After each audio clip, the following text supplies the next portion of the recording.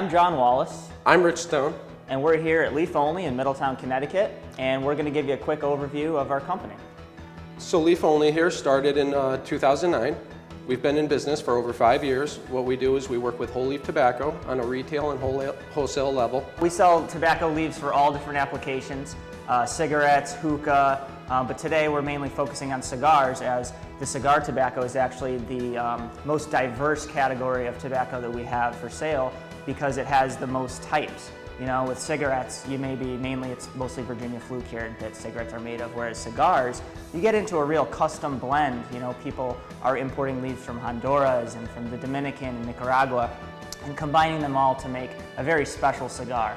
So it includes all the different types, and we try to import as many leaves as we can, give customers the most diverse choice. We deal with retail customers as well as wholesale customers, small, medium, large size manufacturers of cigars, and basically anyone that wants to take part in the creation of their own custom tobacco product. You know, we go a lot deeper into the creation of it rather than just, oh, I'm going to pick up a little cigar, have a nice smoke. This is a more personalized experience where you can take the best of every cigar you've ever had and really make it your own. Right here what we have is some Dominican Ligero. This is usually one of the most common leaves that's used in cigar making. The Ligero is usually used in the cigar to make it stronger, so it's usually the center part of the filler. It helps because when you got a thicker filler leaf like a Ligero, it burns a little tougher. So what they usually do is put the Ligero in the center part of the filler and then wrap the lighter leaves around the outside of that to help it burn more evenly and better.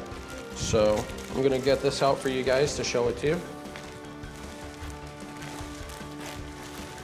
So once again, the Ligero is a thicker leaf, darker leaf because it's on the top of a tobacco plant. It gets the most sunlight, and it's also going to be on the plant the longest.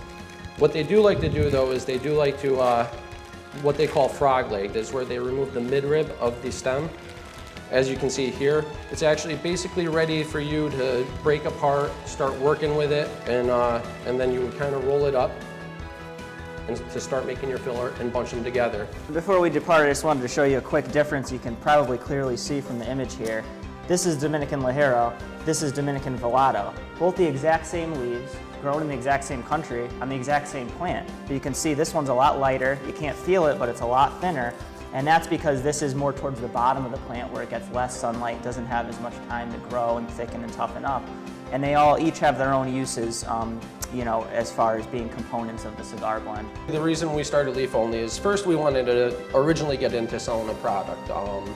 We found out that getting into the product was a little more than what we initially wanted to dive into starting off.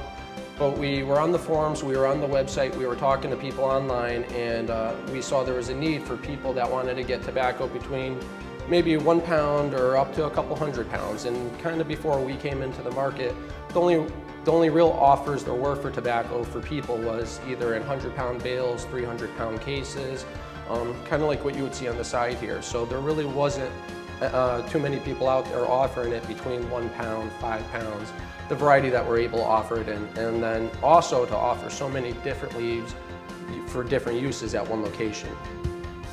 Yeah, and it started slow, you know. At first it was just a couple of face-to-face sales. We met people that had a real interest. We really originally started with research. You know, we were asking people, what is the best type of tobacco for X? What is the best type of tobacco for B? We're in Connecticut, we have Connecticut broadleaf, would this be suitable? And the response was, whoa, you guys have Connecticut broadleaf? Can I buy some? So I mean, that was like a big wake-up call to us, like, wow, people actually want what we can drive down the road and pick up from farmers that we've known for decades. So it really just started from there, and then we got into the different types of leaves for different purposes, and just 1 week after the next, it kept going, and the interest just kept growing, and here we are today, and we really like what we do. So. We carry over 30 to 40 different types of leaves at the moment as well. Yeah, we started with just Connecticut broadleaf. You know, we would classify them like in Connecticut, instead of Ligero and Seco, they call it 1LS for the lower parts of the leaf. Medium and the 1DW Maduro would be like the Ligero. So we kind of diversify the Connecticut leaves into these categories, make it look like we had 5 or 6 leaves. Really, we only had 1.